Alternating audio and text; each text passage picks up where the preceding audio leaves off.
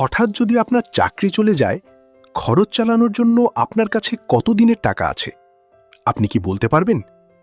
অনেক মানুষ মাসে ভালো ইনকাম করেও সমস্যায় পড়ে শুধু এমার্জেন্সি ফান্ড না থাকার কারণে। এমার্জেন্সি ফান্ড হলো এমন একটি টাকা যেটা শুধুমাত্র ভবিষ্যতের জরুরি অবস্থার জন্য জমিয়ে রাখা হয়। এটি কখন কাজে লাগাবেন? যেমন চাকরি চলে যাওয়া, অসুস্থতা বা হঠাৎ যে কোনো বড় খরচ পূর্ণ করতে খুবই দরকারি ফান্ড এটি। ফাইন্যান্স এক্সপার্টরা বলেন অন্তত ৩ থেকে ৬ মাসের খরচ আলাদা করে রাখা উচিত। আজ থেকেই ছোট করে একটি এমার্জেন্সি ফান্ড জমানো শুরু করুন। প্রতি মাসে অল্প টাকা জমালেও ভবিষ্যতে কিন্তু বড় বিপদ থেকে বাঁচতে পারবেন। টাকা ইনকাম করা গুরুত্বপূর্ণ, কিন্তু বিপদের সময় টিকে থাকার জন্য সেভিংস থাকাটা তার চেয়েও আরও বেশি গুরুত্বপূর্ণ। চ্যানেলে নতুন হলে চ্যানেলটিকে সাবস্ক্রাইব করুন, ভিডিওটি শেয়ার করে অন্যদের দেখার সুযোগ করে দিন। ভিডিওটি দেখার জন্য আপনাকে অসংখ্য ধন্যবাদ।